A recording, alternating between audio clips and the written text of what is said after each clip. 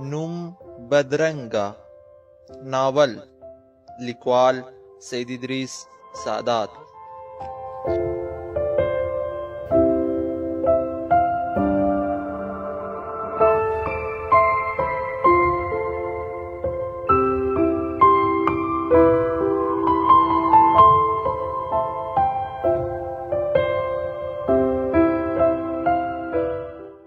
پیل. د سهار 4 بجې شوې. ویده وم. یو وخت مې پر مخ د تورو زلفو تارونه تیر شول. له خوبه پاڅېدم. سترګې مې وموښلې. د موښلو وروسته مې ورغړولې. حیران شوم. همیرا وه. راته یې وویل کاش اوس هم بیده وای. په خوب کې څومره ښکلی ښکارې. ومې ویل لا له خوبه راویښ شوی نه یم. تا راباندې بیا د پخوا په څېر خپل لیونی عادت ولي. راته کړلې څه وکړم هنري. ستا مینه هم له معتاد کېدو څخه کمه نه ده.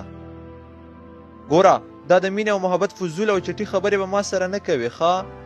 زه یو شپونکی یم او مینه مې صرف د خپل خدای بیا له خپل ځان سره ده چې هماغه خدای پیدا کړی دی او له دې دواړو وروسته بیا له دغو څارویو سره ده. وګوره که نه دا څاروي څومره مینه ناک دي او ته داسې په بې رحمه ډول ورته هر وخت زیان رسوي. ویې ویل نه پوهېږم چې د هندوانو په څېر به له همدې ګډو بیزو سره واده کوې او که د یو ښکلې څهرې درلودونکې مېرمن به هم ځان ته پیدا کوې. ومې ویل ته دا خبرې پرېږده. ته خو د لمر ختو نه مخکې نه ویښېږې. دا څنګه نن د شفق پر وخت پورته شوي. ته خو کلارې پروت او خرار دې خیږي.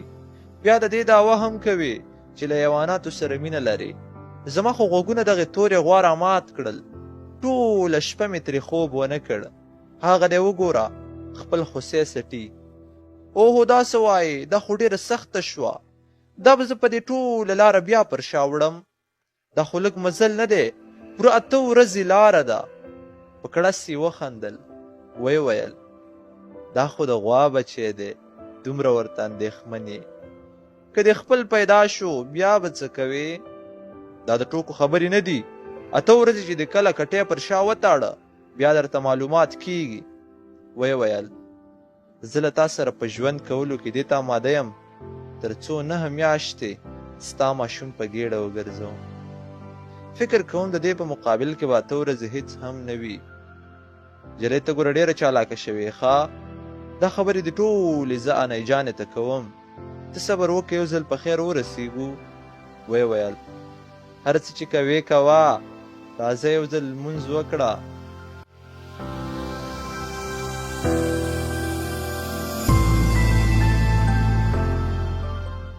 له ځایه پورته شوم. تر غله لاندې یخې اوبه روانې وې. یخو اوبو له پورته نه په لاندې راغورځېدو داسې نغمې ویلې لکه یو عاشق چې خپلې معشوقې ته د مینې کتلو پر وخت له زړه آواز راوباسي او د خپلې مینې ګرم بړاس د ترنم په ټالونو وباسي. پسرلی و ځکه په هوار ډاګ هم وخت تېرېده. مګر بیا هم موږ د احتیاط لپاره خیمې وهلې وې. په اوبو کې مې لاس دننه کړ. ډېرې یخې وې. له یخنۍ یې ورېږدولم. د اوداسه په نیت مې مټې بډ وهلې. تلونکي اوبه په خوشحالۍ له بدنه څڅېدې. مخخۍ کوله او د کونړ سیند په طرف یې په منډه منډه ځغاستل. ژر ژر مې اودس وکړ. زنه مې له ډېرې یخنۍ رېږدېده. بېرته پورته د غره سر ته راوختم. یخې هوا د انسان د بدن پوستکی تخناوه. په جاینماز ناسته وه. ورته مې وویل جاینماز پرېږده چې لمونځ پرې وکړم. نه یې پرېږدم. وی ولې نه پرېږدې. ژر کوه چې لمونځ قضا کېږي. ویې ویل ته چې هر څه وایې ویې وایه مګر زه درته جاینماز نه پرېږدم. فکر مې وواهه. ورته مې وویل څه غواړې. خولې ته یې ګوته نږدې کړه. پورته د خیمې کونج ته په داسې انداز ځیر شوه چې ګمان کېده ژور فکر کوي. زه د یخنۍ لړزې نیولی وم. ویې ویل لومړی خو دې دا هلیکاپټر بند کا. دومره یخني هم نشته لکه څومره چې ته رپېږي. او دوهم دا چې 10 ځلې کښېنه پاسه بیا پورته کېږم. ومې ویل څه دې وویل. ویې ویل څه چې دې واورېدل هماغه مې وویل. ګنې ما پاڅوه. څه به مې کړي وایه، خو له ځانه سره مې نوټ کړه چې هر وخت شوه بدل ورنه اخلم، چې اوس رانه د لمونځ قضا نه شي. د همدې لپاره مې شرط ومانه او لس دفعې ژر ژر پاڅېدم او کښېناستم. حمیرا له خندا شنه شوه او راته کړی: هنري، ته خبر یې؟ تا د خدایي امر د سرته رسولو لپاره زما هم یو امر ومانه. پر تا رښتیا هم خپل رب تر ما ډېر ګران دی. ستا مخکینۍ وینا چې ودې ویل زما مینه صرف زما له رب سره ده، اوس راته معلومه شوه چې ته په حقه یې. راشه لمونځ دې وکړه چې بیا په خیر خپل مزل شروع.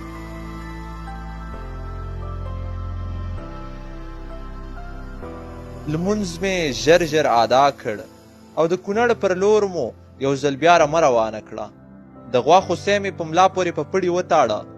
حمیرا د رمې تر مخه روانه وه او زه یې تر شا روان وم، تر څو کوم څاروی په غرونو او ځنګلونو کې پاتې نشي. له غره لیرې یو نیم شخصي باغ ښکارېده. نور شاوخوا پسرلي خپل کرم پر ځمکه لورولی و. هره خوا شنه وه. له لیرې ځایه د راتکیراڼې او ګلې لالا بوی هم حس کېده. خوندوره دره وه. حمیرا په خپلو غواګانو سرې سرې کرښې کش کړې وې تر څو زما له غواګانو سره یې توپیر وشي. د انسانانو خاموشي وه. صرف تر غره لاندې روانو اوبو د پسرلنیو نغمو سازونه غږول. په اوبو کې ډېری ځګونه له پورته د اوبو په ښکته راغورځېدلو سره جوړ شوي وو. یو څه مزل مو وکړ، مګر یو وخت حمیرا چې د رمې لومړي سر کې روانه وه ودرېده. زه ور ورسېدم. رمه ترې مخکې شوه. ورته ومې ویل: ولې ودرېدې؟ ویې ویل: هنري، زه تا له تېرو 2 کالو وینم چې داسې غمګین او ګمنامه ژوند تېروي. هیڅ چاته هم وخت نه ورکوي. ما دا هم له چا اورېدلي وو چې ته یو وخت د امیرالمؤمنین ځانګړی او راز ساتونکی شخص وې. دا چې ته دومره خاص شخص وې، بیا دې ولې هغه ژوند پرېښود او دې ګمنامه سفر ته دې راودانګل؟ ما ورته په ځیر زر وکتل. په سترګو کې سوچ یې وړم. د تورې جګړې او د سپین ارګ وختونه را په زړه شول. زه د هغې په سترګو کې خپل تیر وخت ته ولاړم. سترګې مې پټې کړې او یوه شیبه مې د تیرو شویو خوندونو حس یو ځل بیا په شونډو وڅکه. ویې ویل: هنري، هنري، څه در باندې وشول؟ څه؟ چې ومې کتل رمه یو څه لیرې رسېدلې وه. اوهو، ژر ژر راځه چې رمه ډېره لیرې لاړه. په منډه منډه مې ځان ور ورساوه. هغې وویل: پوره 8 ورځې لاره لرو. که چیرې خپله کیسه راته وکړې نو هم به له لیارې خوند واخلم او هم ستا د غمجنې څېرې په راز پوه شم. ما وویل: زما د غمجنې څېرې تر شا ډېر څه پټ دي. امکان لري تا په ژړا کړي، ځکه وایم ترې تېر به شو. ویې ویل: نه، په دې راز خو باید چې خبره شم. زه نور تا سره په نږدې اوسېدلو دا نشم زغملی چې ته دې خفه واوسې. ښه چې دا خبره ده نو واوره. د نن نه پوره 20 کاله مخکې زموږ په کونړ کې ډېر خوندور ماحول و. ماشومانو به تر غرمو لوبې کولې. لویانو به مو ټوله ورځ په سخته ګرمۍ کې کار کاوه. موږ د ژوند له کړاوونو او د ژوند له ناکړدو بېغمه وو. کله کله به مو د ښار په واټونو کې د پړونو له دوکانونو سره د پټپټونې لوبه کوله. او بیا ځینې وختونه به مو په سرو غرمو کې له ګرمو خټو ځان ته خټین کورونه جوړول. زموږ کور د ښار په منځ کې و. هلته ډېر کم کورونه وو، مګر ماشومان یې زیات وو. زما یادېږي زه لا پرتوګ ته رسېدلی نه وم او کورنۍ راته خالي کمیس کړی و. هغه به هم هر وخت خیرن و. دا یوازې زما نه بلکې په پخوانیو وختونو کې د ټولو افغانانو دود و چې تر څو به یې ماشوم 15 کلنۍ ته رسېدلی نه و پرتوګ به یې ورته نه کاوه. د دې په علت بیا زه هم خبر نه یم چې پرتوګ یې ماشومانو ته د غربت له امله نه کاوه که خپل پخوانی دود او دستور یې عملي کاوه. خو زموږ کورنۍ ډېره زیاته غریبه وه. ما ته یې د غربت له امله پوره جامې نه وې کړې. په هر حال زه د پرتوګ دور ته ورسېدم. وختونه تیر شو. د ورځو نه یوه ورځ مور مې پلار ته وویل: تان جلال آباد ښار ته بوځه او په کومه نامتو او مشهوره مدرسه کې یې واچوه تر څو ورڅخه د ستر کتاب قرآن عظیم الشان ناظر او حافظ جوړ شي. پلار مې په دې خبر یو څه فکر وواهه. دا چې زه د مور او پلار یوازینی نازولی زوی وم، نو د مور او پلار سره به هر وخت په یوه کوټه کې بیده کېدم په دې شپه هم زه دلته وم. پلار مې مور ته وویل سمه ده اوس تاسې ویده شئ، زه سبا احوال درکوم. په دې شپه ویده شو. په سهار مې مور پاڅولم. دواړه په دې راضي شوي وو تر څو جلال آباد ښار ته مې بوځي او په یوه ښاري او مشهوره مدرسه کې مې داخل کړي. زه په هغه ورځ هیڅ خفه نه وم، ځکه زما فکر هم زما په څیر کوچنی و. بس دې ته خوشحاله وم چې د جلال آباد ښار ته به ولاړ شم. د هغه ځای خوندونه به وګورم. د بیروبار او موټرونو له اوازونو خو ستړی وم، خو په دې پوهېدم چې جلال آباد داسې یو ښار دی چې په دې ښار کې د ټول مشرقي وګړي راټولیږي او ټول خلک پکې سوداوې کوي. د پلار سره مې یو ځای له کوره راووتم. دا وخت مې مور راته وویل زه بچیا په مخه دې رڼا شه. الله دې د خپل ژوند په دغه سخت پړاو کې هم کامیاب کړه. لومړی تر هډې راغلو او بیا مې پلار په موټر کې یوه څوکۍ کرایه کړه. زه مې د پلار په غېږ کې کښېناستم. د جلال آباد پر لور د کونړ سور پلنګ کوچ وکړ. زما د خوښۍ او ارامۍ ورځې ختمې او د سختۍ او بېلتون ترخې ورځې شروع شوې. زه دا مهال نوی 15 کلن شوی وم. دا زما ځکه یادېږي چې پلار مې راته په همدې ورځ یو صفا او سپین پرتوګ کړی و. زموږ کونړ خو ټول ښایسته دی، مګر د نوي ښایست لیدونکي ته پخوانی ښایست هېڅ هم نه ښکاري. په لاره کې تر ډېره حده د سور پلنګ سره یو ځای د کونړ سیند هم روان و او د لارې په اوږدو کې نوم د کونړ د سیند نه په کلار بدلېده. یو ځای کې د خیوي نوم ته بدل شو او بالاخره پلار مې راته وویل چې اوس هم د کونړ سیند ته د کامې اوبه وایي، کومې چې په همدې لاره د پاکستان په کرغېړن سیم اوړي او د پاکستان عوام ورڅخه ګټه اخلي. زما ښار ته د راتګ دا لومړۍ پوهه وه چې حاصله مې کړه او هغه دا وه هر سیند چې په کومه سیمه تیریږي نو د هماغې سیمې په نامه سره یادیږي. د کامې نه به نغرو ته راورسېدو او بیا هم د بېسودو په لاره کومې اوبه چې د کابل نه راغلي او منډې وهي تر څو ژر له کونړ سیند سره یو ځای شي او د پاکستان هیواد وویني. راورسېدو. له بېسودو مخابراتو چوک شو، کوم ځای کې چې د انسانانو ډېره زیاته ګڼه ګوڼه وه او د انسانانو غالمغال د خلکو غوږونه ورخرابول. یو څه وخت مې هر څه ته له کتلو خوند اخیسته، خو آخر مې غوږونو ته لاسونه ونیول. زه په لومړي ځل د جلال آباد ښار ته راغلی وم. په دوکانونو کې سراحي موسیقیانې لګېدلې وې. له دوکانونو د کبانو تریو بویونه راپورته کېدل. یو ځای مخکې یو هوټل والا په تورو کبانو نارنج زبېښه. خدای شته زړه مې ورته وشو، مګر ومې نشو کولی چې پلار ته ووایم تر څو یې راته واخلي. د جلال آباد په ښار کې پلار پلی یا پیاده په مخه کړی وم. د دې ښار په واټونو کې هم زموږ د کونړ په څېر کورونه وو چې د چوک په منځ کې وو. پلار مې راته وویل بچکه زه ځم پیسې ماتوم، ته همدلته اوسه، پام چې بلې خواته ولاړ نه شي. زه همدلته د ښار له کورونو سره ولاړ وم. د ښار له اوازونو ګڼې ګوڼې او د انسانانو له چغو مې خوندونه اخیستل. بعضې هلکان به په لاره ډېر خوښ تېرېدل، مګر بیا یو نیم به ډېر زیات خفه و. له خپل ذهنه یې د کارونو بوجۍ جوړه کړې وه. فکر یې کاوه چې ټوله نړۍ پر مخ روانه کړې ده، مګر یوه خبره ورځینې هیره وه. هغه دا چې که خدای ناخواسته اوس راباندې الهي رزق بند شو نو هیڅ هم نشم کولی. بس دوی دې الله تعالی پوی کړي.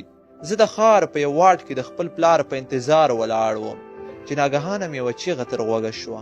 اخوا دېخوا مې ډېر وکتل، څوک نه و. یو دم د شا له کوره یوه نجلۍ راووته، د ښایست پرې تمامه وه.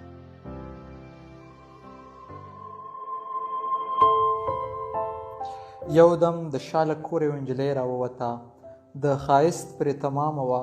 ما نجلۍ ته کتل چې ناڅاپه له کوره یو ځوان هلک هم ورپسې په ځغاسته راوواته. لرګی په لاس له غوسې سور او له خولې لاړې بادېدې. نجلۍ د سړک پر لور منډه کړه. له هغې خوا پرې موټر په ډېره تیزۍ راغی. د موټر بانټ د نجلۍ له ګېډې سره ولګېد. نجلۍ هوا ته پورته کړه او بیرته د موټر پر ښیښه راپرېوته. د کورولا ګاډي ښیښه ماته شوه. د نجلۍ ظالم ورور منډه ور واخیسته او د موټروان غاړې ته یې لاس ور واچاوه. ورته یې وویل زما خور دې ولې ووهله؟ دا زما نیازبینه خور وه، په تا پورې سترګې نه وې. ډریور یې 3-4 چکې کش کړ. زه حیران شوم چې په خپله خو ده همدا غوښتل تر څو نجلۍ ته زیان واوړي، مګر هر کله چې جلۍ ټپي شوه اوس پرې خفه دی. دا وخت د دې ځای مالک راغی او د نجلۍ ورور ته یې له موټروانه پوره 100,000 افغانۍ واخیستې. هلک د پیسو په شمارلو لګیا شو، له کوره پرې ږغ وشو: و غلام الدینه، هغه نجلۍ خو اوس روغتون ته ورسوه که نه؟ هلک وویل: رکه روغه ده، هېڅ بلا پرې نه راغورځي. له خوا مې تیر شو، دا خبره مې نری شان تر غوږه شوه. شکر زما د چرسو کار وشو. دا وخت مې پلار راغی، له لاسه یې ونیوم. په لاره کې مې ورته پورتنۍ ټوله کیسه تېره کړه. ویې ویل: بچکه، ښار دی، هر ډول خلک پکې شته، ته دې صرف علم حاصل کړه او بیرته خپل سپېڅلي او له مینې ډک کور ته راځه. د دې ښار نامتو جومات ګمرک جومات ته یې بوتلم. پوره 500 افغانۍ زما له پلاره واخیستې. پلار مې راته وویل: څنګه شو بچیه، د جلال آباد ښار دې خوښ شو؟ ما ورته وویل: هو لالا، ډېر ښکلی ښار دی، بېشکه چې خوښ مې شو. د پلار په سترګو کې مې اوښکې راغلې، مخ یې شاته واړاوه، په سترګو یې لاس کش کړ، راټیټ شو او راته یې وویل: بس بچکه، همدا دې ځای شو، ته به تر دې وروسته همدلته له دې قاري صاحب سره ژوند تېروې. پلار مې رانه روان شو. ما ډېرې چغې په خپل پلار پسې ووهلې، مګر قاري صاحب کلک نیولی وم. او هر کله چې مې پلار په دروازه ووت نو قاري صاحب د نورو هلکانو وخوا ته بوتلم. راته یې وویل: دوی ستا ملګري دي، ته به له دوی سره په همدې جومات کې وخت تېروي. دا هم ستا المارۍ شوه او دا یې هم کیلي ده. قاري صاحب د جومات ټول ځایونه راوښودل. زه ډېر زیات خفه وم، خو خفګان مې بې ګټې و، ځکه په دې ځای کې له خدای څخه بغیر هیچا هم زما د درد احساس نه کاوه. د 5 کلونو ماشوم او دومره سختي، دا ډېره سخته ده چې ټوله ورځ او بیا د شپې تر 12 درس ووایي، بیا ویده شي او په سهار 4 بجې درته په لومړي ځل نه پاڅېدلو صبر وکړي او په دوهم ځل درپسې د ربړ دوره راواخلي او تغمې در باندې ودروي. خیر وختونه تېرېدل، زما خفګان به هم ورځ تر بلې زیاتېده. زه ډېر زیات کوچنی وم، تر اوسه را باندې د الله تعالی د امر حق هم نه جوړېده، ځکه چې زه لا تر اوسه هغه دور ته رسېدلی نه وم چې انسان پکې خپل ځان پیژني. دا چې یو ماشوم خپل ځان پیژندلی نه وي نو خپل خدای به څه وپیژني؟ خو خیر دا خو ښه وه، ځکه لمونځ د پاکۍ، د ذهن ارامۍ او الله تعالی ته د نږدې کېدو یوازینۍ لاره ده. او ما سره د خدای نه بغیر هڅې هم بل څوک نه و چې ګیلې ورته وکړم. له قاري صاحب څخه مې اورېدلي وو چې هر کله خفه کېدی نو 4 رکعاته د شپې په ناوخته کې تهجد کوئ او الله تعالی ته مو خپل مشکلات پیش کوئ. بېشکه چې الله تعالی تر ټولو ښه دعا قبلونکی دی. زه به هم ډېری وخت د ستر رب العزت و مخې ته د شپې پر 3 بجې کښېناستم. هغه عالمان وایي چې هر کله خفه وې او د شپې ناګهانه بیداره شوې نو پوه شي چې الله تعالی خپل ځان ته د ودرولو لپاره له خوبه راویښ کړی یې تر څو مشکلات دې در حل کړي. زه به هم هره ورځ الله تعالی په همداسې وخت له خوبه پاسولم. ما به تل الله تعالی ته په نیمه شپه ژړل. تر دې وخته دومره پوهېدلی وم چې د راز و نیاز لپاره که د نور څوک ونه موندل نو خپل رب له یاده مه باسه، هماغه ستر رب به د مشکلات در حل کړي. بس ښه و، دعا مې الله تعالی قبوله کړه. روژه را ورسېده او د روژې نه وروسته اختر و. شکر په روژه کې را باندې د چا زور او زبردستي نه وه او په دې برخه کې یو څه نرمي کوله. خو د خوښۍ خبره دا وه چې له روژې وروسته ټول هلکان خپلو کورونو ته تلل، ځکه چې اختر و او په مدرسو کې رخصتي صرف او صرف په اختر کې وي. ما خپل رب ته د شکرانې په نیت په دې کم عمر کې پوره 18 روژې ونیولې. غوښتل مې نورې هم ونیسم ځکه چې تر حده زیات خوشحاله وم. مګر د 18 روژو وروسته په مدرسه کې د مدرسې 2,500 شاګردانو ته غونډه ونیول شوه. ټول شاګردان له ډېرې خوشحالۍ څخه په جامو کې نه ځایېدل.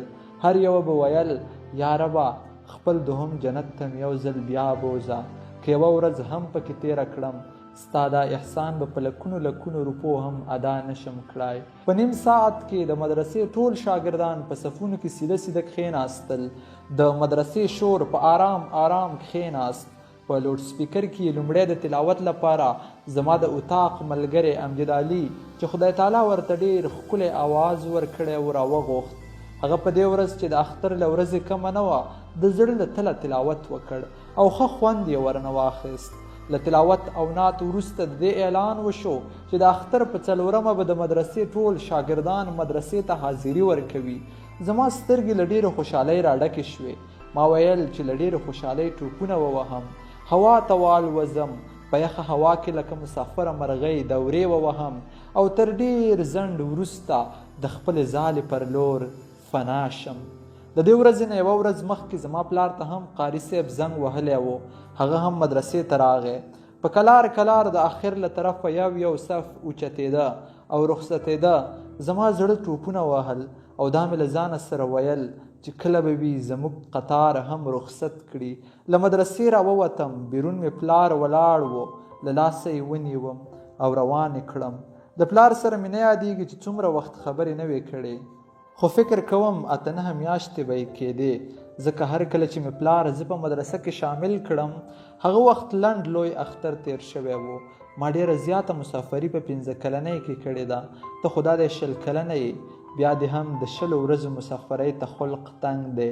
حمیرا وویل ستا کیسه واقعا خوندوره ده. زه نشم کولای چې هسې وخت تیر کړم، باید چې وایې ورم. ما ورته وویل ته لیونی شوي یې، لمر ته وګوره، سره غرمه ده، رمه ودروه چې چېرته کینو او ډوډۍ وخورو. ویې ویل ستا کیسه هم لکه یو ډول خوراک و، نه پوهېږم مړه یې کړم. د رمې په منځ کې یې منډه واخیسته. په لږ وخت کې د رمې تر اخره ورسېده. ټوله رمه یې ودروله. ما هم له شا څخه خوسکی راښکته کړ. یو څه شېبه مې ملا کږه نیولې وه. بیرته مې سمه کړه. ما کېږدۍ د خر له شا څخه راکوزه کړه. اوږد لرګی مې خلاص کړ. د غره سر ته پر اشنو شویو کبلو مې ولګوله. حمیرا هم اور ولګاوه او د هغه سیرلي چې په لاره کې مو حلال کړی و غوښه یې په اور کېښوده. د جوابچي لپاره یو څه وړاندې ولاړه.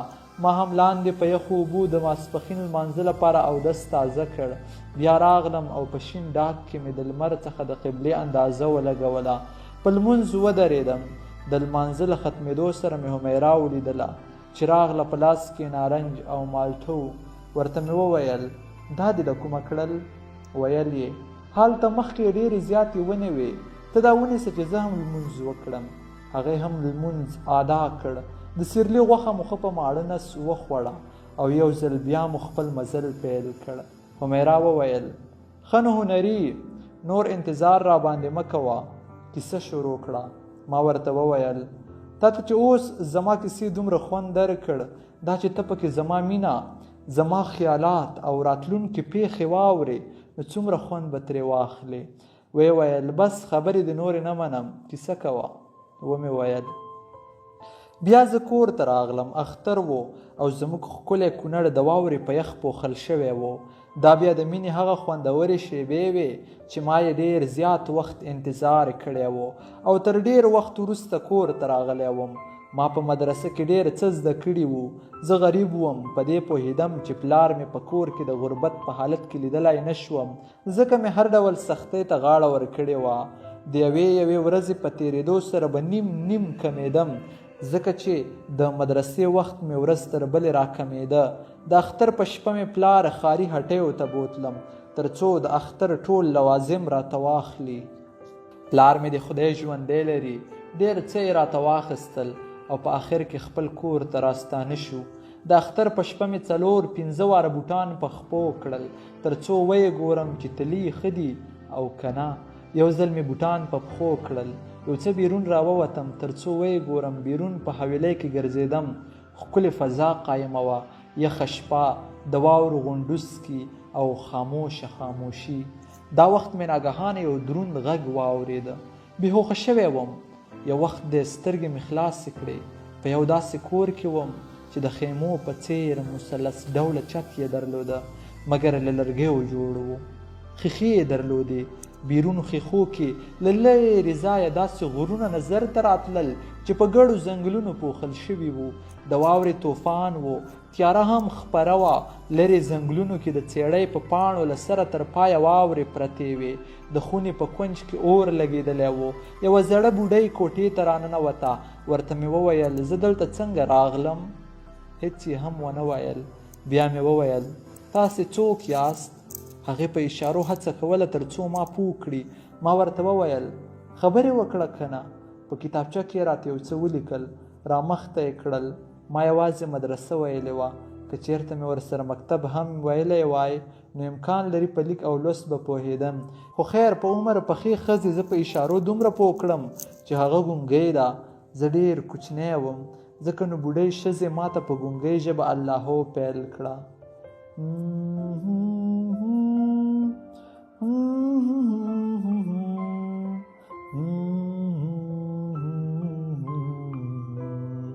زما پر سینې لاس کش کاوه. هغې ډېره په مینه راکتل او په خپله ګونګۍ ژبه کې یې په دې پوهولم چې زه اوس لپاره په یو محفوظ ځای کې یم او د هغه تر څنګ به هیڅوک هم ماته کوم زیان ونه رسوي. بوډۍ ښځه ډېره مهربانه معلومېده.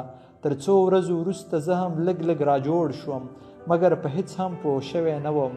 ما غوښتل په حقیقت پوه شم مګر زه به د ګونګۍ ښځې په اشارو څه پوه شوی وای. بوډۍ ښځه به سهار وتله او ماسپښین به د یو څه خوړو سره راتله. مګر د حیرانتیا خبره خو دا وه چې بوډۍ ښځې هیڅ کار نه کاوه. بیا به هم هره ورځ موږ سره کړي کبان خوړل. په هغې یخنۍ او واوره کې هغې تر 7 کبانو بیل ډول خوند کاوه. مسلسل پوره 1 میاشت واوره وورېدله. واورین توپان و. په اسمان کې ویرونکو تورو وریځو د قهر نارې وهلې او د پشمونو په څېر ښکلې سپینه واوره یې په توره ځمکه لوروله. د واورې طوفان دومره تیز و که د کور ښیښې نه وای نو ډېر ژر به په کور هم راننوتې وای. زما ډېر ساړه کېدل او په دې طوفاني ورځو کې به مې خپل لاسونه په اور ګرمول. خو تر 2 میاشتو وروسته یو ځوان هلک کور ته راغی. هلک سره کښېناستم. ما هغه نه پیژانده مګر هغې ځان داسې ښوده چې امکان دې ولري ما وپیژني. تر 2 میاشتو مې هیچ چا سره هم خبرې نه وې. بیخي مې خلق تنګ و. شکر چې دا ملګری را پیدا شو. هلک راته وویل ځوانه دا 2 میاشتې کېدې چې ستا فکر را سره و. ما ویل چې ته به څنګه شوی یې. شکر چې اوس مې ولیدلې روغ یې. ما خپل باڼهګان ګول کړل او د هلک سترګو ته ځیر شوم. هلک مور ته وویل ادې یو پیاله د شیدو چای خو وکړه. کیسه یې په دې ډول پیل کړه. په هغه ورځ چې ستاسې ښار بمبار شو په هغې ورځ زه ستاسې وګزر ته د دې لپاره درغلی وم چې هلته هم لکه د نورو ځایونو په څیر د مخابرې سیسټم جوړ کړم. مګر ناګهانه الوتکې راغلې. ستاسې په ټول ښار یې بمباري وکړه. ستاسې په ښار کې یو نفر هم ژوندی پاته نه شو. ما وکتل چې یو ماشوم د ښار په یو سړک پروت دی او ساګانې اخلي. هغه ماشوم ته وې. دا وخت روسیان راغلل. ما ورته خپل کاري سند وښوده ځکه یې زه او ته پرېښودو. ته مې دلته د ګونګۍ مور کره راوستلې او زموږ کارونه ډېر زیات وو نو ځکه درنه زه ولاړم. ما وپوښتل زما مور او پلار به څنګه وي؟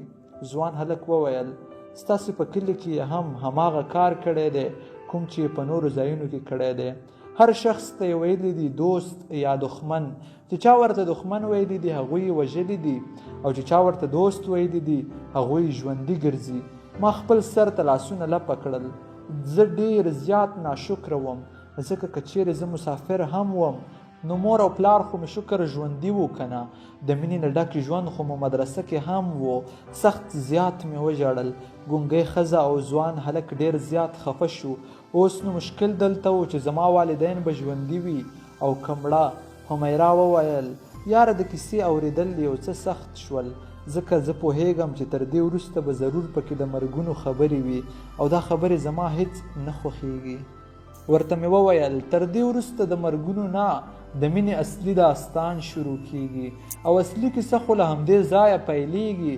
تر اوسه خو ته د کیسې په سر او آخر نه پوهېدې مګر تر دې وروسته به په ټوله کیسه په ښه ډول پوهېږې. ای لیونۍ دا وګوره ما ته ښکاري لمر په کوزېدو شو او د مازدیګر د لمانځه وخت دی. سیوري مو وګوره 3 چنده لوی ښکاري. جوماتونه خو نشته چې اذان واورو مګر دومره پوهېږم چې د لمونځ وخت په همدې نښو ښکارېدلو سره داخلیږي. یو ځل بیا مو رمه ودروله. ټولو څارویو په روانو اوبو کې خولې ووهلې. زه یې سر ته ورغلم اودس مې تازه کاوه. عادت مې و چې تر هر لمونځ مخکې به مې ضرور اودس کاوه ځکه چې په دې سره به تازه کېدم او زما په څیر د شپونکیانو د ژوند خوندونه خو په همدې کې وي که نه. په یخو او روانو اوبو اودس، د لارو ښکلې منظرې او زموږ زاړه یادونه. واه خولې ته مې اوبه اچولې وې چې له لرې ځایه مې یو انسان ولید. روانو اوبو ته ناست دی، استنجا پکې کوي. اوبو مې له خولې څخه ټوپ کړ، ټوخي ونیوم. زړه مې هم راجګ شو. بیا مې شاته رمې ته وکتل چې اوبه یې څښلې. د سړي و خواته ورغلم. بغیر له پوښتنې مې یو کلکه چکه کش کړ چې ولې یې په روانو اوبو کې استنجا کوله. بیا مې رمې ته اشاره وکړه چې نه وینې حال ته څاروي اوبه څښي. په دې اوبو کې انسانان اودسونه کوي. نه پوهېږم چې په حقه وم او که په ناحقه، مګر په خپله غلطۍ مې قانع کړ. هلک چې رمه ولیده هېڅ یې هم ونه وایل. فکر یې کاوه چې د دومره غټې رمې سره خو به ضرور یو څه شپونکیان وي او په آرامه یې خپله لاره ونیوه. زه هم خپل کېږدۍ ته راغلم. لمونځ مې وکړ. حمیرا له غوټې پخوانۍ مالټې کومې چې د غرمې لمونځ پر وخت شو کولې وې راوویستې. خوند یې وکړ یاره. ځینې مالټې پکې سرې هم وې. حمیرا وویل ته خبرې هنري. ما وویل د څه نه؟ ویې ویل د دې مالټو د راز نه. ما وویل نه یم خبر. ته مې خبر کړه که نه؟ ګوره هنري، د دې مالټو رانیول د افغانانو لپاره نه دي. دا مالټې روسانو د ځان لپاره کرلې وې او هغوی په دې پوهېدلي وو چې دغه مالټې صرف زموږ د مشرقي په ګرمو ولایتونو کې رازرغونېدای شي، نو ځکه یې د دې مالټو تخم دلته راوړ. ما وویل نو په خپله روسیه کې یې ولې نه کرلې چې دلته یې راوړلې؟ ویې ویل روسیه ډېره یخه ده او سرو کال پکې بارانونه کیږي. هغوی د ننګرهار او مشرقي په رقم ګرم ولایتونه نه لري او کوم ځای چې یې ګرم لیدلی دی هلته یې دا مالټه کرلې ده. ما ورته وویل نو رښتیا اوس خو روسیه نشته، اوس یې ولې بازار ته نه راوباسي؟ ویې ویل نه پوهېږم، شاید اوس یې امریکایان وړي. ورته مې وویل الله تعالی دې لکه د پخوا په شان د افغانانو یو بل ټولی جوړ کړي تر څو د کفارو په مقابل کې ودرېږي. انشاءالله لومړي سر کې به یې زه ولاړ یم. زما په کابل کې د امریکایانو ظلمونه له یاده نه وځي او د یو ظلم پوښتنه به ورنه ضرور کوم. حمیرا رښتیا ژر ژر کوه چې کیسه واورم. خیمه اوچته کړه. ما ورته وویل کیسه خو به واورې، مګر شپه را روانه ده او د تور غره بیخ ته ځان رسول دي. هلته یو کلی دی زموږ خپلوان پکې دي. تېره شپه خو مو په ډاګه وکړه. دا شپه خو باید یو څه ښه وکړو. خیمه مې راغونډه کړه. د خره پر سر مې وتړله. د غوا خوسی هم په ګرځېدو راغلی و او له عذابه یې شکر خلاص وم. نورې به ژر ژر په ګرځېدو راتلې، مګر دې ډېر زیات په عذاب کړم. خیر د غوا پۍ یې رودلې، نه مې غوښتل چې خنډ شم پکې. حمیرا وویل هنري شپه را روانه ده، دا وروسته هم شیدې رودلی شي. اوس باید موږ ځان د تور غره بیخ ته ورسوو. ما ورته وویل د والدینو مینه چې هر ځای کې ووینم ژړا راځي. زه به څنګه دا وزه د خپلې مور نه جلا کړم؟ حمیرا وویل هنري خدای ته وګوره ناوخته دی. خدای ناخواسته د شپې مو رمه چېرته د شرموخانو خوراک نه شي. ما وویل سمه ده سمه ده، تا د والدینو د بېلتون درد چېرته لیدلی دی؟ ته خو بس دې ته تکړه یې چې زما په کیسه کې د خوندونو ځای واورې او له سختیو یې تېره شي، ځکه چې تا د درد په اړه نه هم څه اورېدلي دي او نه دې هم څه کتلي دي. خیر هغه دی موړ شو، زه چې په خیر ځو. د مازدیګر لمر د غره پر سر نیمایي ښکارېده.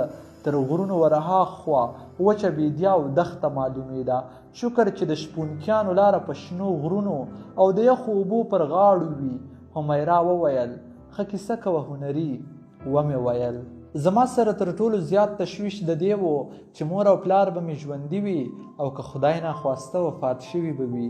دا چې زه ډېر کوچنی وم نو دا مې نشو کولی چې په یوازې ځان دومره ستر غمونه وزغمم، ځکه نو تبې ونیوم. تر 3 میاشتو په پالنګ کې پروت وم. دا مهال زه 7 کلنۍ ته ورنږدې شوی وم. د مدرسې برکت مې دا و چې یو لمونځ هم رانه شکر نه قضا کېده. تل به مې لمونځونه کول او په دعاو کې به له خدایه صرف یو سوال و، هغه دا چې یا ربه ته وکړي چې زما په مور او پلار څه شوي نه وي. وخت تېرېده. یو وخت د بوډۍ ښځې زوی جعفر راغی. راته یې وویل مبارک شتان ده، ستا مور او پلار ستا په دیدن پسې تر دې ځایه را روان دي. هغوی ستا نه په جداوالي پوره 2 کاله ویر کړی دی. هغوی ته مړ حساب کړی وې. ما ورته وویل څه جعفر وروره؟ د خوشحالۍ اخري حد و. ټولې پوښتنې مې له یاده ووتلې. ورته مې په سلګو وویل جعفر وروره هغوی په خیر څه وخت دلته راځي؟ ما له خپله ربه دا 2 کاله همدا دعا غوښتې وه او شکر هغه دعا مې خدای قبوله کړه. له ما مرض کډه وکړه او د کور په سینګارولو مې پیل وکړ. جعفر ویلي وو مور او پلار به دې تر دې ځایه پورې پوره په 2 ورځو کې راورسیږي. ما وویل څه دا کوم ځای دی؟ ویې ویل دا د کونړ هغه سیمه ده کوم ځای چې د پاکستان سره بندر لري او مور او پلار به دې ځکه په 2 ورځو کې راورسیږي چې د برید پر وخت هغوی ایران ته پناه وروړې وه او اوس هغوی ایران کې اوسیږي. دلته ورته ما د راتللو اجازت اخیستی دی او له هغه ځایه البته 2-3 ورځې لګیږي. هغه وخت ټول سړکونه خام وو او یو سړک هم د اوس په رقم پوخ نه و. که روسیه راغلې وه نو د خپل مطلب لپاره په دې سره یې د افغانانو په سترګو کې خاورې شیندلې چې موږ تاسې ته سړکونه او پلونه جوړوو. حمیرا وویل که څوک ستا دښمن وي هغه تا ته په هیڅ صورت کې هم ګټه نه در رسوي.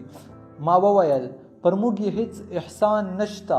د دې سړکونو او تونلونو په بدل کې یې راته ناموسونه لوټلي دي.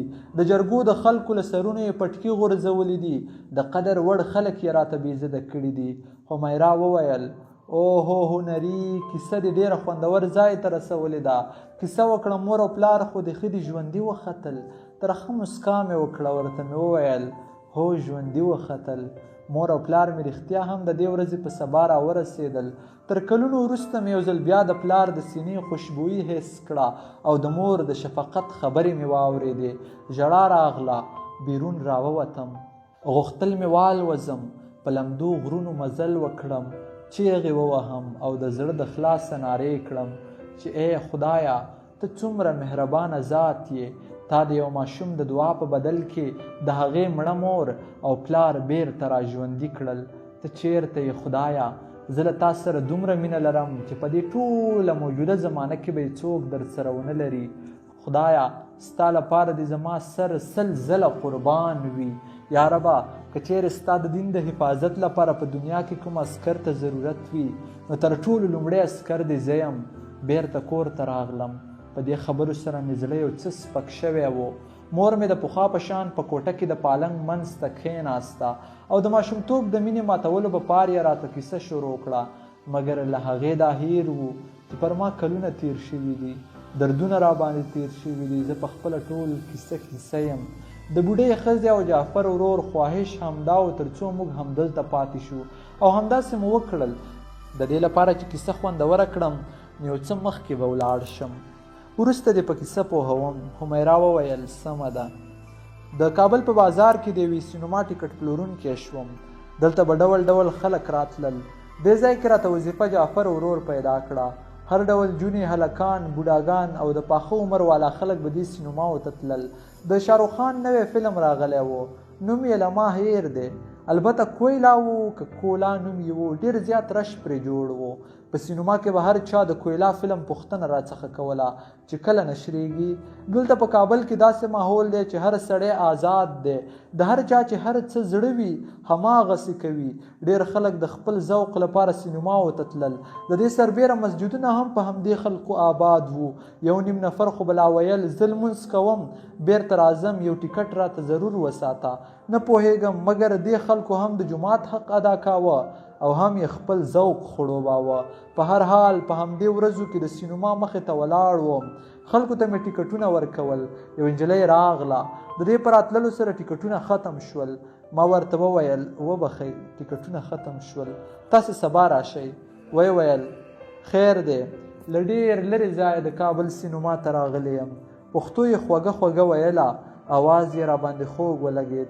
په چپ اړخ کې مې 10 ټیکټونه د دې لپاره ایښي وو تر څو په ګرانه بیه یې وپلورم. فکر مې وواهه. بیا مې له ځانه سره وویل که چیرې دا ټیکټ ورکړم زما ګټه ورکیږي. ورته مې وویل وبخئ ټیکټ نشته. نجلۍ په غمجن زړه روانه شوه.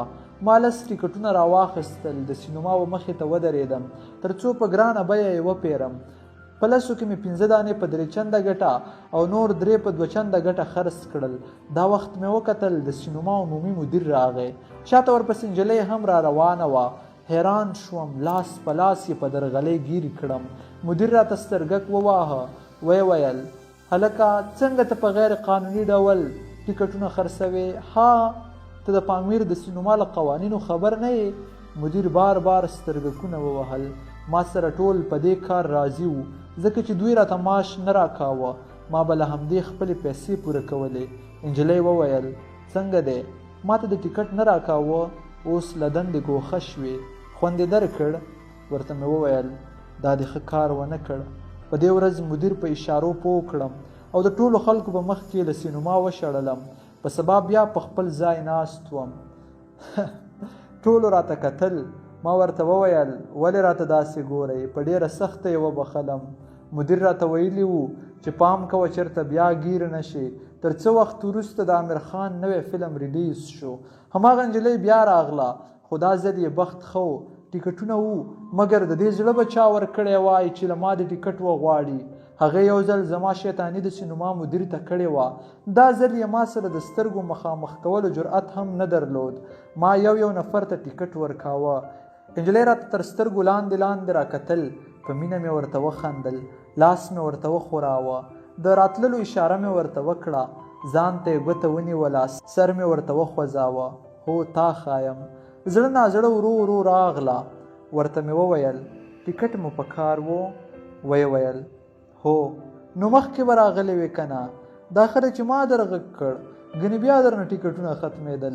ګلابي خندا یې وکړه او ویې ویل واده ده، تر دې وروسته هیڅ چاته هم ستا شیطاني نه کوم، مګر زما غلطي هیره کړه او معاف مې کړه.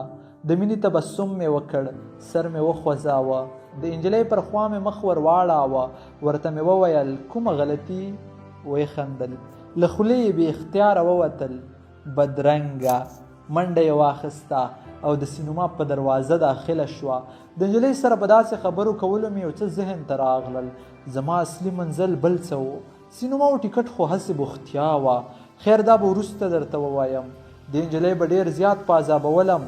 ډېری وخت به یې له کاره ویستم. اکثر وخت به راته مدیر ویل ته په څه بوخت یې؟ ولې خپلو کارونو ته توجه نه کوې؟ ما به ترې بخښنه غوښته. بس خطا شوم. د نجلۍ سره مې مینه وشوه. د کابل جونې آزاد خیاله دي، د هیڅ شي پروا نه کوي، مګر په مینه کې تر هر څه تیری دي. د نجلۍ نوم اسما و. په ښایست کې تر هر چا لومړی مقام ګټلی و. که چیرې تاسې په خپله خیالي نړۍ کې یوه ښکلې نجلۍ جوړه کړئ او بیا ووایئ چې دا نجلۍ هغسې وه، نو نه، تاسې 100 په 100 کې په غلطه یاست. ځکه د داسې ښکلا تصور هیڅکله هم ما نه و کړی. پر ما هم ځواني تېره شوې وه. هر عمر به مې په خیال کې له ځان سره ښکلې جونې جوړولې، مګر دا له هغوی ټولو څخه جلا وه. د دې پیکی کوم چې په یو خوا پروت و. توبه وژل یې کول. د ازادۍ ارمان یې رانه هیر کړ. هر وخت به یې له خپله جیبه پیسې مصرفولې. حالان کې دا چاره یې زما نه خوښېدله، مګر بیا هم هغه له خپل عادته نه ګرځېده. ویل یې زه خو ټوله ستایم. بیا نو دا پیسې څه معنا لري؟ دا کاغذونه خو ماته مینه نشي راکولای. خدای ناخواسته که ته راسره نه یې، بیا به زه په دې پیسو څه کوم؟ قبر ته خو یې له ځانه سره وړلی نه شم. د مینې خوندور وختونه وو. ورځ وروسته به مو یو ځای د چکر لپاره ټاکه او همداسې به هر وخت چکرونه ته تللو. ورځو کې به ورځ ما او هغه د یوې ونې تر سیوري لاندې ناست وو. ورته مې وویل زه د مینې انسان نه یم. زه اوس د نفرتونو په دریاب کې ډوب شوی یم.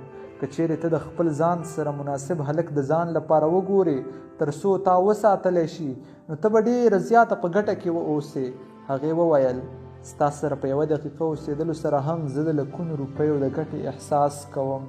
زه به د زړه له تله خواري وکړم تر څو تا د مینې په لاره روان کړم. اسما ته ولې نه پوهېږې؟ زه په داسې یو دریاب ورګډ شوی یم چې له هغې وتل څه دومره اسانه خبره نه ده. له مینې په ډکو سترګو یې راوکتل او په مینه یې وویل امکان لري زه هغه کښتۍ اوسم کومه چې به تا تر ساحله رسوي. یو ځل مې په مړو سترګو هغې ته وکتل. سر مې له ډېرې ناخوښۍ د پښو منځ ته ولوېد. رانږدې شوه. په غوږ کې یې راته وویل تا ته مې د یو کرولا موټر او ښکلې وظیفې بندوبست کړی دی. که چیرې زه وم یا نه، خو دا مې در سره واده ده. تا به د خپل کرغېړن دوزخه وباسم او تا ته به د جنت د نعمتونو په څیر ژوند درکوم. ور ومې کتل. ګلابي خندا مې وکړه. مخ مې ترې بل خوا ته واړاوه او له ځان سره مې پټ وویل زما له دې دوزخه وباسل چیرته ستا کار دی. دا ورځ هم تېره شوه. مدیر راته په هفته کې 3 ورځې د چوټۍ لپاره مقررې کړې. زما پر ځای به دا نورې 3 ورځې کې یو بل هلک کار کاوه. اوس نو بیخي اوزګار وم. خو موټر هم را سره و. 1 ورځ وروسته به چکر ته تللو. ما ته یې سینما کې ښه معاش راکاوه. مګر ما به اصلي خرچه له بله ځایه هم پیدا کوله. یوه ورځ د چهارشنبې په ورځ مو واده وکړه، تر څو سالنګ ته ولاړ شو. ښه چکر مې وواهه، لار یو څه ډېره وه، یخ ډېر زیات و، سالنګ ټول په واورو پوښل شوی و. موږ له موټره راکېوتو، له ځانه سره راوړې کېږدۍ مو هواره کړه، د واورې له یخه مو خوند اخیسته. هغه لیرې د سورنګ موټرو ته ځیر شوه، د یخنۍ رپ نیولې وه، ساړه یې کېدل. د سپین پرتوګ او تور کمیس سره بېشکه ښکلې ښکارېده. یو څه له بدنه چاغه وه، د مخ یې له واورې سره څه داسې ډېر توپیر نه کېده، صرف دومره و چې واوره دومره نه ځلېده لکه څومره چې د هغې مخ ځلېده. راویې کتل، ویې خندل، ما ته هم خندا راغله. ویې ویل زما په تشې خندا مسته، که غېږه درکم لیونی به شي مینه. خواته یې ورغلم، جفت ورسره کېناستم. ورته مې وویل ته خو داسې د کابل ښار ته ګورې لکه څه د خوراک چې دې موندلي وي.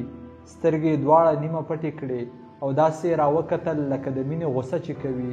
دوه درې ځلې په سینه په کلاره ووهلم. ویې ویل هنري، ته د خوراک خبره کوې، د دې هیواد کتل خو سم داسې دي لکه تږی روژتي چې د اذان پر وخت د روح افزا ډک ګیلاس پر سر واړوي. ته نه پوهیږې له خپله هیواده بیرون خلک د دې هیواد څومره ستر ارمان لري. زه پیدا شوی هم په بریتانیا کې یم او ټول ژوند مې هم همالته تیر کړی دی. زما مور او پلار اوس هم همالته دي. هغوی نه غوښتل چې زه د افغانستان ته راشم، مګر زه راغلم. دلته په اوسېدو مې د مینې ژوند زده کړ. د خلکو میلمه پالنه مې ولیده، خلک مې ولیدل، او خاص خبره دا چې د خپل مور او پلار هغه پلرنی هیواد مې ولید، د کوم هیواد له نوم سره چې د خارجیانو په ذهن کې جنگ راځي، ټوپکې راځي او همداسې نور. مګر زه چې دلته راغلم، دلته له جنګه مینه ډېره ده. د دې ځای انسانان چې څومره مینهناک دي، د نړۍ په یوه هیواد کې هم دومره مینهناک خلک نشته. ما ورته وویل ښه نو ته بیرته د تګ څه چانس نه لرې؟ ویل یې لرم یې، د هود په لومړۍ نیټه چې سبا ته دا پرواز مې دی، مګر ستا لپاره پاتې یم. ما ورته وویل اسما، ته داسې وکړه بریتانیا ته ولاړه شه، زما او ستا سره نه کېږي. له هغې مې رخصت واخیست او په کرایي موټر کې کابل ته راغلم. نجلۍ به هره ورځ سینما ته راتله. 2-3 ورځې د سینما مخې ته ودرېده. په 4مه ورځ پرې څه وشو، هغه را وغورځېده، ما هم ور منډه کړه. ژر مې روغتون ته ورسوله. زما له دې نجلۍ سره مینه وه، خو مجبوریت د خپلې مینې پر لور نه پرېښودم. نجلۍ په روغتون کې په صد راغله. راته یې وویل له ما په کانټینټال هوټل کې بیګ پاتې، که هغه راته راورسوي زه نور 1 دقیقه هم نه غواړم چې دلته پاتې شم. ورته مې وویل سمه ده، زه یې راوړم. اوس به درته زه د نجلۍ خبره وکړم. مګر د خبرې نه مخکې د مبارک شکل یې راورسېد. حمیرا وویل څه کله راورسېد؟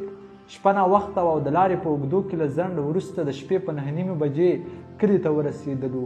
دا کلی لکه څنګه چې ما مخکې درته وویل زموږ د خپلوانو دی.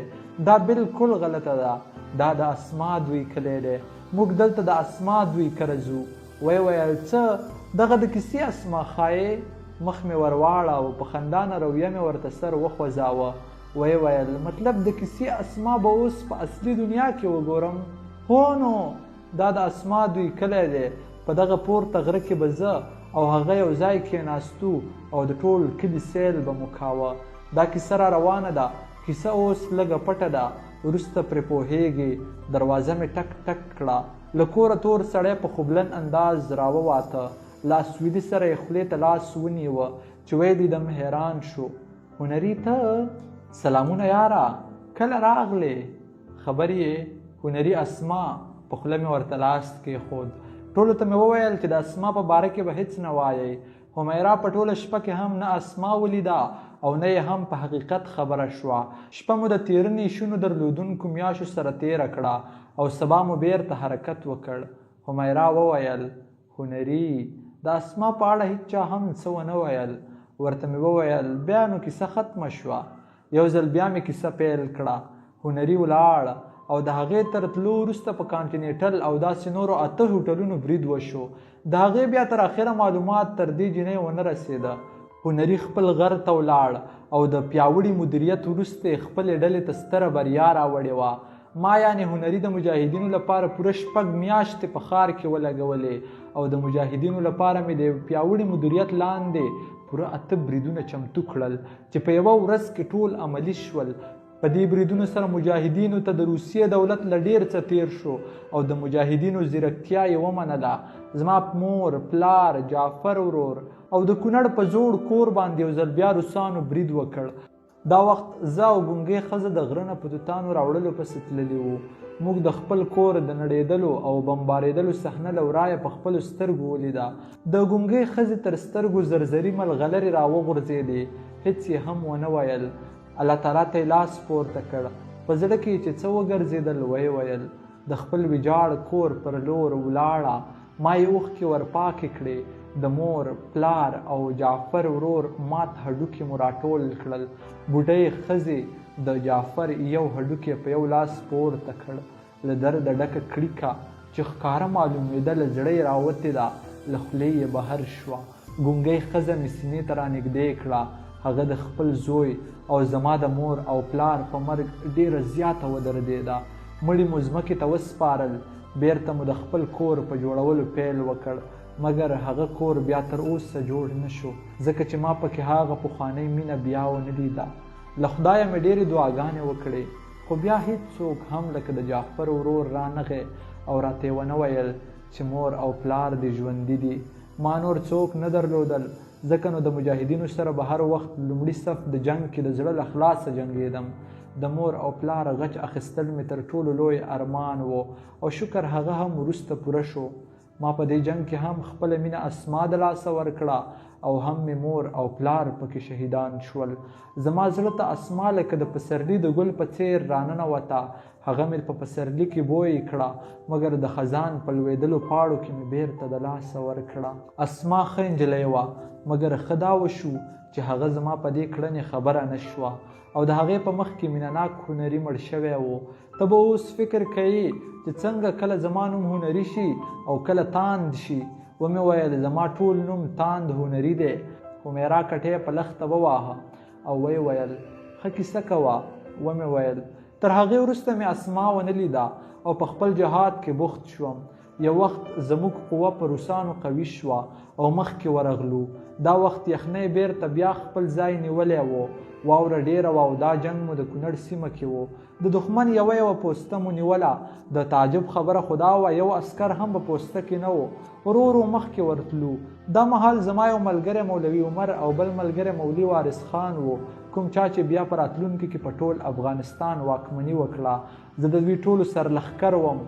دا مهال دوی دواړه دلته رالیږلي وو. زموږ تشکیل هم یو څه زیات و.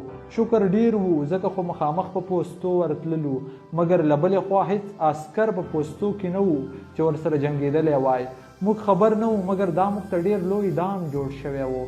تر ډېر زیات مخکې تللو وروسته مو یو دم خیال شو. ویې ویل ټول لاسونه پورته کړئ. نږدې و له ما سره بله لاره نه وه. زه او 2-3 نفر یې روان کړو ځکه موږ له ټولې مخکې روان وو. زما عادت و زه به تل مخکې تلم. شاتنیو عسکرو په دښمن برید وکړ. نور ترې زه خبر نه لرم. زه یې همدلته نږدې یوې حوزې ته بوتلم. د هغې ځای ظلمونه ډېر سخت وو. د هر نفر نه به یې د هغوی د قرارګاه په باب پوښتنه کوله. چا چې به سم ځواب نه ورکاوه ډول ډول سزاګانې یې درلودې. نوکان به یې ترې په نوڅې کش کول. اوف هغه درد چې رایاد کړم د پښو نوکان سخت درد کوي. همیرا زما لاس اوچت کړ. اوس مې هم اکثر نوکان کاږه واږه وو. تر سترګو یې اوښکې تویې شوې. د هغې د اوښکې څاڅکی پر ځمکه ولوېد مګر ما په خپل سر حس کړ. ورته مې وویل اوښکه دې پر ځمکه تویه شوه او ما په سر حس کړه. ویې خندل. په کلاره یې لاس په مینهناکه انداز مخ ته رانږدې کړ او پورې یې واهه. ویې ویل بدرنګه ګورې نه باران دی ژر ژر کوه چې یو ځای پیدا کړو. ومې ویل سمه ده. شاوخوا وګرځېدم. له لرې ځایه مې په غره کې په یوه څمڅه سترګې ولګېدې. ورته مې وویل راځه هالته مخکې څمڅه ده. ویې ویل نه زه د څمڅې نه ویرېږم. ومې ویل راځه هېڅ هم نشته هسې په زور ځان مخه ته باسه. څمڅې ته داخل شو. دا ځای ځنګل و. سمڅې ته د لندې خاورې بوی راته. چېرته لیرې د راتکرانې بوټی هم زرغون شوی و. له سمڅې داسې بوی راته لکه چا چې پکې د عطرو خوشبويي پاشلې وي. حمیرا خپله سپینه واورینه غاړه د اوبو له څاڅکو د خپل پړوني په پیڅکه وچوله. زما پرې خیال شو. تر ډېر وخت وروسته مې یو چا ته د مینې په سترګو وکتل. هغې چې راوکتل د مینهناکو سترګو په غرض مې پوهه شوه. سترګې یې ښکته واچولې، داسې لکه شرمېدلې چې وي. بیرون باران ورېده. د انګورو تاکونو ټک ټک کاوه. د انسانانو خاموشي وه. دوه انسانان په یوه سمڅه کې د باران له ویرې پټ پاتې شول. په سمڅه کې د بدن تر وچولو وروسته مو د رمې ځینې میخې وچې کړې. حمیرا وویل هنري که بیا دې راته داسې وکتل وژنم دې ګوره. خندا مې وکړه. ورته مې وویل له اسما وروسته لومړی انسان هغه ته چې هم د اسما په کیسه پوهه شوې او هم د اسما زړه هنري ترلاسه کړ. وی ویل د هنري زړه ترلاسه کول د هغو جونو د وس کار دی چې د مینې هنر ولري. ما وویل ته څه پرې پوهیږې؟ وی ویل اسما د مینې هنر درلود، ځکه یې د نفرتونو په ښار کې ځان ته مینهناک هنري پیدا کړ. خو دا چې تا ورسره بېوفایي کړې ده او که نه نو دا به له تا نه اوس زه واورم. خندا راغله. ورته مې وویل زما بېوفایي خو د اسما سره د کیسې له اوله روانه ده. د هغې ارمانونه مې نیمګړي پرېښودل. هغه مې د مینې په ښار کې یوازې پرېښوده او زه ترې بېرته خپلې پخوانۍ د نفرتونو نړۍ ته راغلم. وی ویل ته د نفرتونو نړۍ ته راغلی نه وې. تا د خپل هیواد لپاره خپله مینه، مور، پلار، هر څه قربان کړي دي. ته د مینې په هغه ښار کې وې په کوم ښار کې چې به د جنتونو ذکر کېده، د حورو ذکر به پکې کېده او هماغه ښار ته له نویو ملګرو سره بلد کړې. یو نوی ژوند یې تا ته درکړ. که چیرې تا هغه وخت جهاد نه وای کړی نو تا سره بله هیڅ لاره نه وه، ځکه د کورنۍ د لاسه ورکولو وروسته د سړي سره بله هیڅ اسره نه وي او خپل ایماني غیرت ورته د کفارو په مقابل کې د جهاد امر کوي. ځکه نو تا هم جهاد وکړ. که ستا پر ځای د اوس وخت حاکم حامد کرزی هم وای نو ضرور به یې همداسې کړي وو. حال دا چې هغه د امریکا په خوښه هر څه کوي، ځکه چې هغې هیڅکله هم د کورنۍ د مړینې درد لیدلی نه دی. که چا د کورنۍ د مړینې درد وکوت، که یې مسلمان هم کورنۍ وژلي وي نو په مقابل کې ضرور دا انسان راپورته کیږي او د خپل زړه په وینا ټول هیواد ته هم اور اچوي. ځکه د ده کورنۍ هڅې هم په دې نړۍ نشته نو څنګه دا نور انسانان د خوشحالۍ ژوند کوي؟ دا د دنیا قانون دی. که په کفارو کې هم عادل بادشاه پیدا شوی دی نو تر ډیره یې حکومت کړی دی او ظالم پاچا تل د خپلو مظلومانو لخوا راپرځېدلی دی. البته که ظالم بادشاه مسلمان وي هم یې خدای راپرځوي. دا ضروري نه ده چې ظالم پاچا د خالی کافر وي. ورته مې وویل بس ته خو سیاست ته لاړې، زما کیسه واوره. په خندا شوه. کیسه مې ورته بیرته داسې پیل کړه. زه یې له خپلو ملګرو جلا کړم. په داسې یوه خونه کې مې ژوند شو چې نه ترې ورځ معلومېده نه هم شپه. د اودس لپاره هم اوبه نه وې. بس تیمم به مې واهه او په یو طرف به ودرېدم. له ځانه سره مې سهار، غرمه او مازدیګر له تیز رڼا او تتې رڼا معلومول. ښه و، د ورځې به یې یو ځل د تعذیب لپاره بیرون وباسلو. دا هم ښه خبره وه. کله چې به یې سزاوې راکولې نو زموږ به بیرته خپل ژوند ته تمه پیدا شوه. هغه عالمان څه وایي انسان له ډوډۍ پرته 2 ورځې ژوندی پاتې کیدی شي، له اوبو پرته 48 ساعته ژوندی پاتې کیدی شي او د اکسیجن پرته 15 دقیقې. مګر راتلونکي ته له امید پرته سړی 1 ثانیه هم ژوندی نشي پاتې کیدای. ځکه به چې تعذیب ته بوتلو نو خوشحاله به وو. خپل ژوند ته به مو یو ځل بیا تمه پیدا شوه. سزاو کې سختې سزاوې، د ګوتې کاټ کول، شاټ ورکول او په پښه په مرمۍ ویشتل وو. ما سره د هر څه شوي وو، مګر زه د ګوتې له کاټ کولو مخکې په پښه ویشتم. درملنه یې هم راته بیرته وکړه. داسې 2-3 هفتې له تعذیبه خلاص وم او د پوستې په عملیات خونه کې وم. په دې ورځ هیڅوک هم د کړکۍ له لارې نه ښکارېدل. زه هم په کلار له خپله تخته راکېوتم. بیرون واوره ورېده. د کړکۍ زلفۍ مې خلاصه کړه. په کلار هاخوا ور واوړېدم.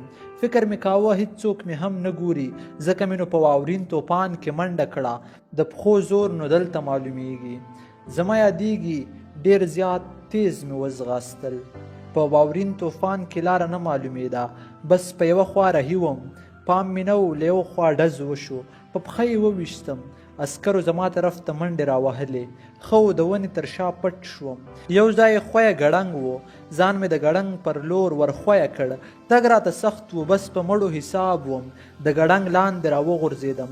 بې هوښه شوی وم. یو وخت مې خیال شو یخې اوبه مې د مخ پر ژۍ تېرې شوې چې سترګې مې وغړولې. خوا کې مې د یخو اوبو نهر روان و. پښې مې ډېر درد کاوه. نه پوهېدم چې څه وخت دی. بس په اوبو کې مې ډېر په سخته اودس وکړ او په اشاره مې لمونځ ادا کړ. پښه مې په ځان پسې نیولې راکش کوله. دا ځای مې نه پېژانده ځکه چې دلته په راوستلو کې زموږ سترګې تړلې وې. تان هنري د نامعلومه سفر پر لور مخه کړه. پښې مې سخت درد کاوه، خو له دې مخکې مې هم څو ځلې خپل جرأت بایللی و. هېڅ ګټه یې راته کړې نه وه، ځکه مې د جرأت بایللو سوچ هم نه کاوه. پوره 3 ساعته مزل وروسته مې له لرې ځای یو کور ولید چې 3 کونجه چت یې درلوده او واوره ترې لږه لږه لاندې راغورځېده. له ذهنه مې هر څه وتي وو. دومره نه پوهېدم چې په دې وخت کې چې زما تر پښې وینه روانه ده او دس به مې مات شوی وي او که نه، ځکه چې واوره کې روان وم، اوبه هم نه وې تر څو اودس پرې وکړم. د ماښام تیاره خوره وه. ښکاره معلومېده چې ماښام دی. واورې خپل توپاني غونډسکي په ځمکه غورځول. ما هم په یو اوار ډاګ د واورې پر سر لمونځ وکړ. د ماښام خړه وه. مخامخ کور کې ژړ څراغونه بل وو. ښیښو یې خوله نیولې وه. زه په سر زخمي او په پښه لګېدلې د کور مخې ته ودرېدم. له ډېره درده زنګېدم. ځان ته مې همدا یوه توصیه کوله، بس چې دغه دروازه دې وټکوله بیا وغورځېږه. دوی د الله تعالی بندگان دي، انشاءالله ضرور به دې مرسته وکړي. ډېر په سخته مې د دروازې پر لور لاس تیر کړ، خو تر ما مخکې له هغې خوا دروازه خلاصه شوه. زما سترګې کړېغې راووتې. د هغې د کتلو سره راوغورځېدم. دا هغه کلی و کوم کلي کې چې ما او تا تېره شپه تېره کړه. په هغه ځای کې اوس کلی جوړ شوی دی، مګر مخکې کلی نه و. زه په ځان پوه نه شوم، بس بېسده وم. یو وخت مې سترګې پرانیستلې. د کټ پښو ته مې یو ماشوم ولاړ و. مور یې له لرې ځایه غږ کړ، هنري و هنري. زه حیران شوم چې اسما خو وپېژندم، مګر ماشوم ور غږ کړ، ها مورې راشه، ناروغ په هوښ راغی. ما له ماشوم څخه وپوښتل، هغې هنري چا ته وویل؟ ویل تا ته یې وویل. فکر مې وواهه، وارخطا شوم. دا د اسما کور و. هلک وخندل، بیا یې وویل، نو نور یې چا ته وویل؟ دلته خو هنري یوازې زه یم که نه؟ زه حق حیران شوم چې اسما په دې هلک هنري نامه ولې ایښې ده او زه یې څنګه لا تر اوسه ونه پېژندم. بل د دې کور خو په خارج کې و. دا دلته په دې دښته کې څه کوي؟ سوالونه ډېر زیات وو، مګر د یو سوال ځواب مې شکر پیدا کړ چې ما ږیره پرېښې وه او د ږیرې لرونکي تاند هنري او بې ږیرې ډېر فرق لري، ځکه خو یې ونه پېژندم. بس ومې ویل باید چې له دې ځای ووځم. بیرون راووتم. واورین توپان ډېر تیز و. زما په مخ باندې ولګېد. بیرته کور ته ترې راننوتم. په راډیوي خبرونو کې یې وویل چې دا توپان به نږدې 1 هفته وخت ونیسي. دا وخت مې اسما خوا ته راغله. ورنه مې وپوښتل، ستا خاوند چیرې دی؟ زوی دې ماشاءالله هوښیار دی. هغې وویل، زه خاوند نه لرم. په غمجنو سترګو یې راوکتل. ما ترې ژر سترګې واړولې. ویې ویل، ما له یو هلک سره د زړه له تله مینه درلوده. هغه هلک د سینما کارکوونکی و. ما به له هغې سره شپې تېرولې. یوه ورځ زما او د هغې ترمنځ لانجه راغله.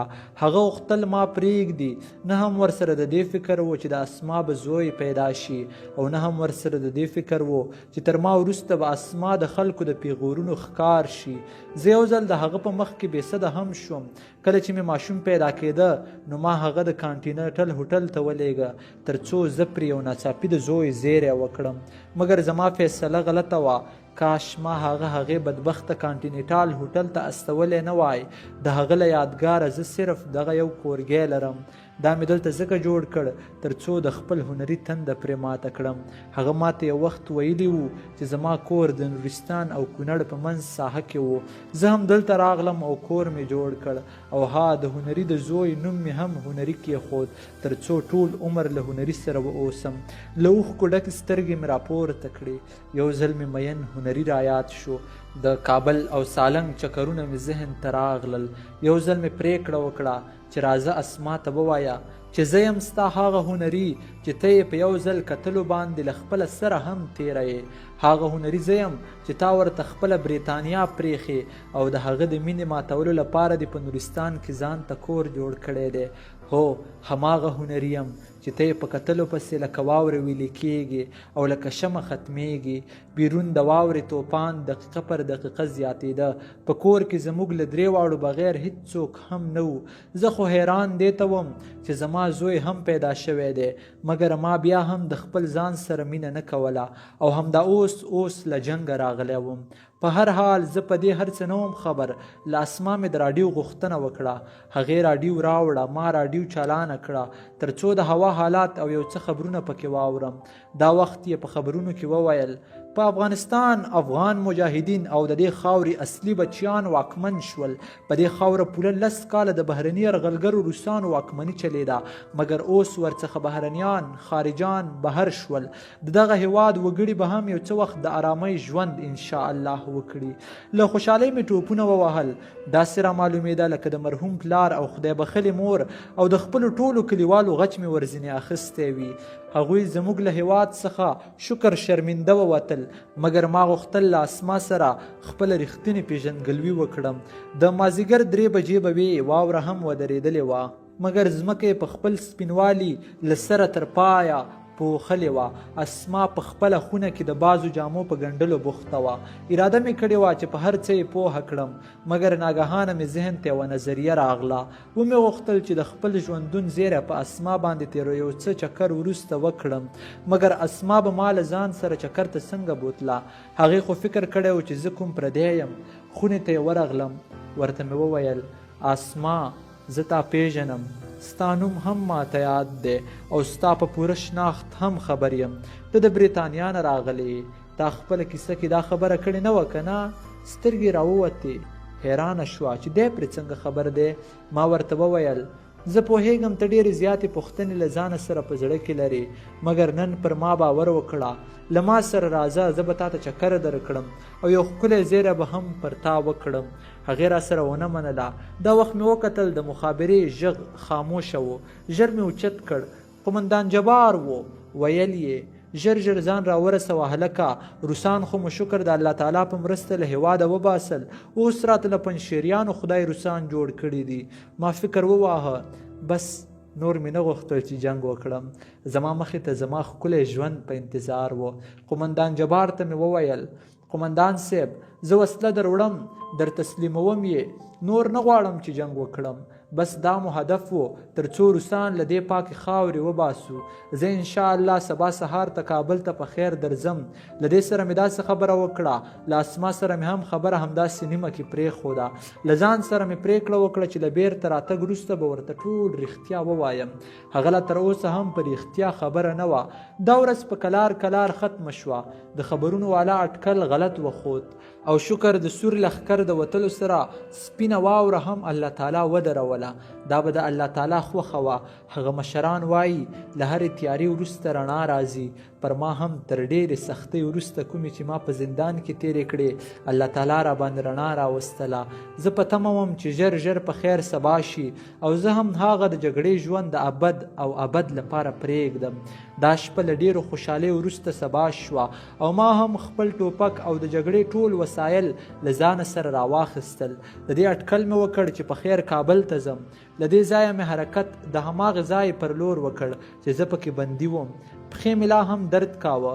روسان مو په هیواد کې نه وو، مګر زما په پښه یې نښان لا و. په پخواني ځای کې اوس مجاهدین وو. هغه ځای مې هم وکوت، کوم ځای کې چې به یې ماته سزا راکوله. ټول ځایونه مې له نظره تیر کړل. په مابس کې د همدې ځای هغه عسکر پراته وو چې زما په زورولو پسې به یې خندل او خوند به یې ورڅخه اخیسته. دا مې له ځانه سره ومنله د ظلم حاکمیت که هر څومره هم قوي وي، یوه ورځ د الله تعالی د یو عادي مخلوق انسان له لوري ضرور ړنګېدای شي. دلته په پوسته کې موټرونه وو. مجاهدینو مرسته را سره وکړه او تر سړک یې راورسولم. د سړک پوستې ته یې ورسولم. هغوی شکر ښار ته راولېږلم او په کلار د کابل ښار ته ووتم. خپل وسله هر څه مې ورته تسلیم کړ. شکر ما چې څوک پیژندل د هغوی لاس کې اوس ټول افغانستان و او آن تر رباني مې هم خبره رسېده.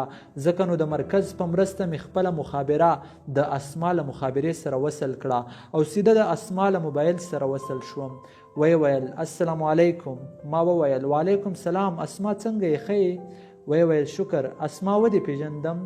ویل نه.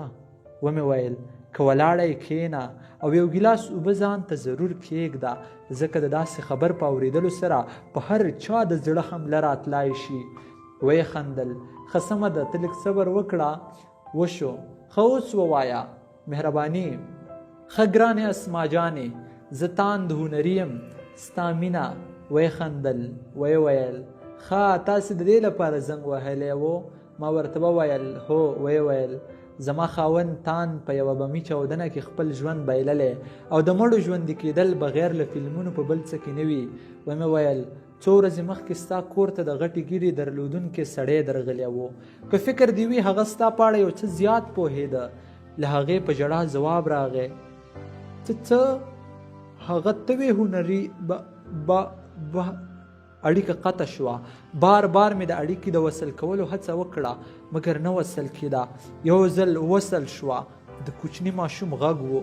ویل ماما جانه، مور مې زه دنیا ته یتیم راوستی یم، زه په کور کې هیڅ څوک هم نه لرم. مور باندې مې څه وشول؟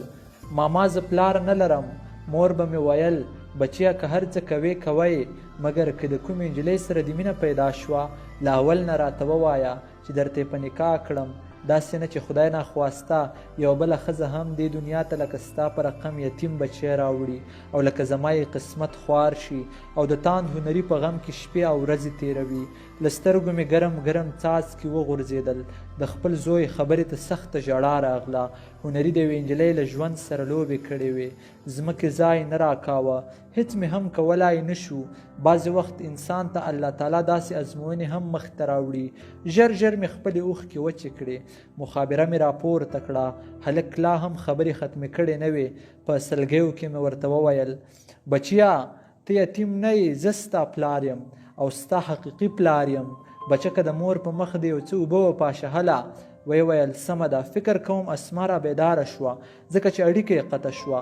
داسې نیم ساعت وروسته بیا اړیکه وصل شوه. هله دا خو واوره شوې ده که نه؟ همیرا بیرون ووته چې ویې کتل رښتیا هم واوره شوې وه. هغې په واورې لوبې شروع کړې. دومره ډېره نه وه، لږه لږه هرې خوا ته پرته وه.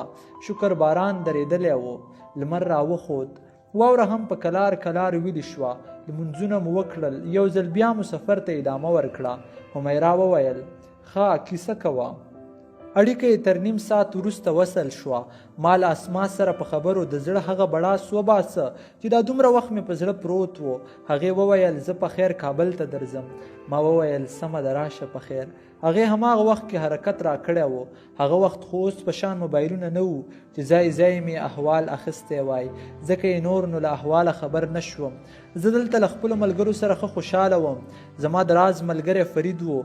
هغه له ما سره د سینما په تمثیل کې هم و. له هغې سره به مې یو ځای طرحې جوړولې او د کانټینیټل طرحه یوازې ما جوړه کړې نه وه، فرید را سره پکې 100% شریک و. د هغې په وسیله خو زه هم ډېر قوي وم، ځکه ما او هغې تر ټولو سخت کار ته اوږه ورکړې وه. په هر حال دا ورځ تېره شوه مګر اسما را ونه رسېده. د شپې مو خبر ترلاسه کړ چې د پنشیریانو له لوري په ماهیپر او د کابل په ځینو سیمو 3 توغندي ویشتل شوي دي. ډېر زیات خلک پکې وژل شوي دي. زړه مې تړک وخوړ. فرید او نور ملګرو تسلي راکوله مګر ما سره بله لاره نه وه. په همدې نیمه شپه ورپسې روان شوم. یاران دې ژوندي وي تکلیف یې راسره وکړ. په ماهیپر کې هیڅ هم نه و. ټول ټپیان او خلک یې روغتون ته وړي وو. روغتون ته روان شو. په لږ وخت کې شکر تر روغتونه هم راورسېدو. یو ناروغ مې کاته. زړه مې درزا کوله. په ناروغانو کې خو نه و. مردخانې ته ورغلم. ګورم اسما ناسته ده، خپل مخ په سپېړو وهي. مخ ته یې کوچنی ماشوم پروت دی. زما زوی هغه زوی چې مور به پرې تر 15 کاله یتیمۍ وروسته د دې زیری کړی وي چې ته له یتیمۍ ووتې، هغه زوی چې د زوی په نوم غږ کول ورته زما ارمان و، هغه ارمان مې عمري ارمان پاتې شو. بس کوچنی هنري په حق ورسید، د تقدیر به همدا خوښه وه، دا هر څه را پیښ شول، اسما لیونۍ شوه، زوی مې د لاسه ورکړ او نورستان هم را څخه د ابد او ابد لپاره پاتې شو. حمیرا وویل نو اوس ته د چا کره اوسېږې؟ ورته مې وویل نه، د کیسې نه به مخکې ټوپونه نه وهې، کیسه باید پوره واورې. بس هماغه ورځ شوه، په کابل بریدونه شروع شول، له یو خوا به پرې مسعود راکټونه غورځول، له بلې خوا به پرې ګلبدین حکمتیار راکټونه راویشتل. کابل خپله ټوله ښکلا د لاسه ورکړه، زه هم ترې راووتم. اسما مې ننګرهار کې په یو زیارت کې پرېښوده، ورته مې وویل په دې ډېر خیال کوه. زه هم لوی ملا صاحب حفظه الله خپلې خواته یعنې کندهار ته ور وغوښتم. دا چې ما او هغې یو ځای جهاد کړی نو د جهاد ښه پاخه ملګري وو. هغه عالمان وایي د 4 ځایونو ملګري هېڅکله هم له چا نه هېرېږي نه. لومړی د مکتب ملګری، دوهم د جهاد ملګری، دریم د محبس یا بند ملګری، څلورم د سفر ملګری. موږ هم د جهاد ملګري وو. په لومړي کې 6 تنه برابر شو، شاوخوا مدرسو ته ټول ولاړو. په لومړي ځل هیڅ نفر را سره له مدرسې راوچت نشو. په دوهم ځل هم په دریم ځل مو یو شورا جوړه کړه چې شورا ته لوی ملا صاحب وفرمایل تاسې به تر اوسه په دې هم خبر نه یاست چې موږ ولې جګړه کوو. له جیبه یې انځورونه راوباسل، ویې ویل موږ د دې لپاره جهاد وکړ چې د کورنیو عزتونه مو خوندي پاتې شي، په هیواد کې په آرامه ژوند له دې سرو کافرو څخه وکړو. مګر د هیواد په ختیځ کې یوه ډله راپورته شوې له لویدیځوالو سره جنګ کوي، له هرې خوا نه په هیواد کې ظلم روان دی. دا لومړی انځور وګورئ، په کندهار کې یو قومندان دی، ځان ته خپله حجره کې له هلک څخه نرخزی جوړ کړی او ګډوي. دومره نه پوهېږي چې که زما د زوی سره څوک داسې کار وکړي پر ما به څه حال وي. مګر نه، فحشات یې لمنې بډ وهلي دي. دلته وګورئ پښتنو د فارسیوانانو په سرونو کې میخونه ټک وهلي دي. دلته وګورئ فارسیوانانو د پښتنو له ښځو او میندو ځینې اندامونه غوڅ کړي دي. تاسې وګورئ په لښتو کې د پیغلو تیونه نیولي دي او په بازار کې ګرځوي. دوی په زور او طاقت پسې لیونیان دي. روسانو مو خالي عزتونه لیلامول، دوی مو لومړی وژني او بیا مو عزت لوټوي. لیکوال دا هغه رښتینې پیښې دي چې په هغه وخت کې په واقعي ډول شتون درلود. له دې سره موږ هم تکل وکړ چې هر څنګه کېږي باید خلک پیدا کړو. په ډېرې خوارۍ مو پوره 13 نفره پیدا کړل. په 13 نفرو مو جګړه شروع کړه. زما هسې هم نه زوی و او نه اسما، بس بیرته مې خپلې جګړې ته کار ووایه. د جګړې سره د هرې سیمې نه خلک د خپلو ټوپکو سره راوتل او زموږ د لیکو سره شاملېدل. واه څومره خوندوره ورځ وه. یوازې موږ نه وو چې د ظلم ختمول مو ارمان وو، بلکې دا اوس د ټول افغانستان ارمان وو. د رباني عسکرو او خلکو به موږ ته د پاکستان خلک ویل. زما ملګري هم پکې وو، مګر ټول مې پرېښودل. خو خوشحاله په دې شوم چې د خلکو له راتللو سره فرید هم د رباني ډله پرېښوده او له موږ سره یو ځایتوب ته زړه ښه کړ. په ډېر لږ وخت کې مو شمېر تر 300 او بیا 3,000 شو. زه او لوی ملا صاحب سخت حیران شو، ځکه له مدارسو څوک جنگ ته نه راځي. دا نظر چې د هر چا غلط وو. خلک جهاد ته راځي نو هغه خلک راځي چې ظلم یې لیدلی وي. موږ باید کوڅو او کلیو کې په خلکو پسې ګرځېدلی وای. زه لکه د پخوا په څېر بیا د جګړې لومړۍ لیکې ته راتلم، ځکه تر ټولو زیات باور د دې ځای پر ما کېده او په 13 کسیزه ډله کې به هم تر نورو مخکې زه تلم. زموږ د شمېر له ډېرېدو سره شکر په افغانستان کې کلار کلار ظلمونه کم شول. ګلبدین پېښور ته وتښتېده او مسعود هم د امارت په راتللو سره له جنګه لاس واخیست. تر ډېر وخت وروسته مې یو ځل بیا کابل ولید، مګر هیڅ هم پکې روغ نه وو. هرې خوا کنډوالې وې. موږ چې ښار ته ننوتو خلکو راته حیران حیران کتل. د رباني کسانو د امارت عسکر خلکو ته ډېر بد خلک معرفي کړي وو. هغوی موږ ته داسې کتل لکه موږ چې وحشي حیوانات یو او اوس به دوی ټول وخورو. مګر داسې نه وه. زموږ ارمان د همدې کابل له ظلم نه خلاصېدل وو، کوم چې وران او ویجاړ پروت وو. خو خیر، افغانان تل د خبرونو په خبرو او تبلیغاتي خبرو پسې ځي. خپله له ځانه سره دومره دماغ هم نه لري او ګوري هم نه. مګر دوی هم ملامت نه دي، جهالت دی، ناپوهي ده. بس چې چا ورته څه وویل هماغه مني. سادهګان خلک دي. د کابل په جوړولو مو پیل وکړ، مګر زه یې دلته پرې نه ښودم. او لوی ملا صاحب خپل کندهار ته وغوښتم.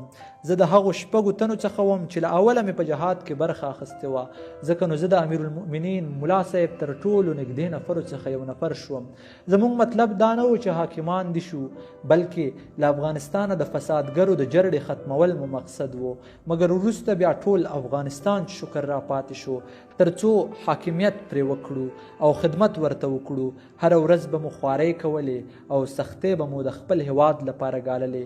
اسما لیونۍ وه او په میاشت کې به یې ضرور یو ځل زه خواته ورتلم. هغه به تل په غېږ کې له ځانه سره تیږه ایښې وه او زنګوله به یې. کله به پورته شوه او د زیارت په طرف به ولاړه او وبه یې ویل: زما زویه، زه تا ته ضرور پلار راولم، ته به یتیم نه مړ کېږې. ته دعا کوه چې ژر ژر کابل ته خپل پلار ته ورسیږو. زما هنري زویه، زما ګلاب زویه، زما تان زویه. همیرا اوښکې په خپل نارنجین ستوري چې تورې لیکې یې درلودې وچې کړې. پزه یې هم پرې پاکه کړه. زما په اوږه یې سر کېښود او د ماښام په خړه کې راسره یو ځای د رمې سره فنا شوه.